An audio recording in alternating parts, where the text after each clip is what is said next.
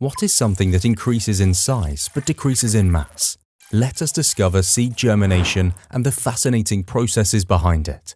The external environmental conditions essential for germination are sufficient water, suitable temperature, adequate oxygen supply, and sometimes light or darkness. Role of enzymes in germination. When the water is absorbed by the seed, the cotyledons produce enzymes to digest the stored food so that the growing embryo can use it. In endospermic seeds, the enzymes flow into the endosperm to digest the food stored there. In non-endospermic seeds, the digestion of the stored foods occurs within the cotyledons. It is processed by the enzymes. In each case, the stored food is digested and the soluble end products of digestion are transported to the growing regions of the embryo. That is, the plumule and the radicle. It is good to know that some of the food we eat is also utilized by plants to grow. Can you guess what they are? Yes, they are macronutrients, such as carbohydrates and fats. Carbohydrates, namely glucose, together with fats, are used in tissue respiration to liberate the energy required for growth and other vital activities. Another proportion of carbohydrates and fats are also used for the formation of cell walls and cell membranes.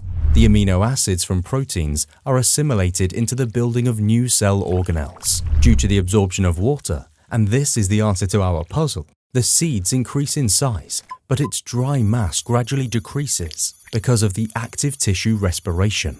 These activities continue until the seedling can make its own food by the process of photosynthesis. Types of germination. There are two types of germination: epigeal germination and hypogeal germination. In the case of epigeal germination, the cotyledons are carried above the ground, for example, sword bean seed, while in the case of hypogeal germination, the cotyledons remain below the surface of the soil, for example, maize and broad bean. Stages of germination. There are three main stages of germination: the imbibition of water, increased metabolic activity, and swelling of cells. First, water is imbibed into the seed. The 5 to 10% moisture level inside the seed then increases cellular respiration. Second, metabolic activity surges and synthesizes gibberellin hormone, which stimulates the enzymes required to convert the food storage to energy. Third, the cells swell and ruptures the seed coat or tester. The radicle always grows rapidly and pushes against the tester and splits it at the micropyle. The radicle always grows downward, the same as gravity, no matter how the seed is positioned. Then, the lateral roots develop and help absorb water and mineral salts from the soil.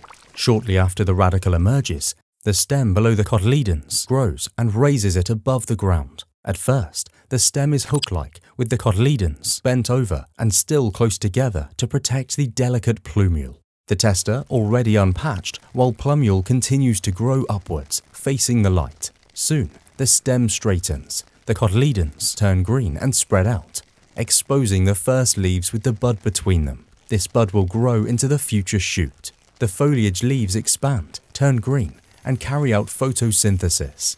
This seedling is now a self-supporting plant. Why do some seeds successfully germinate but not others?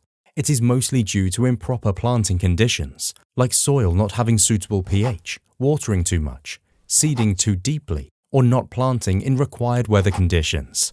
As plants have broad and interesting explanations, let us know in the comments below if you want to know more.